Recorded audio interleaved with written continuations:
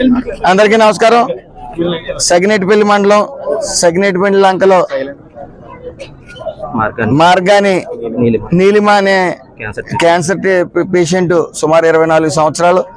ఆవిడికి మొన్నే అత్యంత ఆరోగ్యం క్షీణించిన తర్వాత సుమారు చెన్నై వెళ్ళి సుమారు 40 లక్షలు ఖర్చు పెట్టి ట్రీట్మెంట్ చేయించుకున్న తర్వాత మళ్ళీ 4 వారాలకే తిరిగి ఆవిడ ఆరోగ్యం యథావిధిగా క్షీణించడం జరిగింది.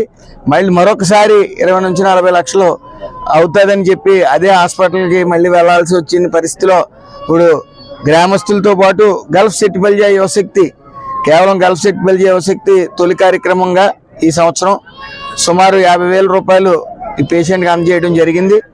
మరి దీనికి సహకరించిన గల్ఫ్ సెట్టిపల్లి యువశక్తి సభ్యులందరికీ పేరు పేరున నా కృతజ్ఞతలు.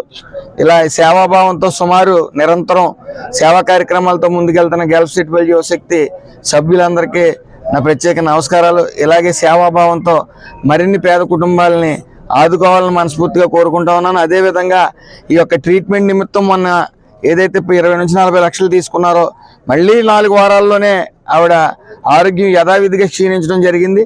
దాని నిమిత్తం ఎంపీ హరీష్ గారు మరి అక్కడ లోకల్ ఎంపీ గారితో మాట్లాడి వాళ్ళకి సదుపాయాలు ఎంతైతే తగ్గించగలమో అన్ని ఏర్పాట్లు చేయడానికి ఆయన మాట్లాడతానని తెలియజేయడం జరిగింది. ఏదేమన్నప్పటికీ మరి ఇలాంటి బాధితుల్ని ఆదుకుంటున్న గల్ఫ్ సెట్టిపల్లి యువశక్తికి మరింత సహాయ సహకారాలు పేదలకు చేస్తారని, ఇలా ఇదే విధంగా దూకుడుతో ఈ సేవాభావాలతో ముందుకు వెళ్తారని ఆశిస్తూ సెలవు.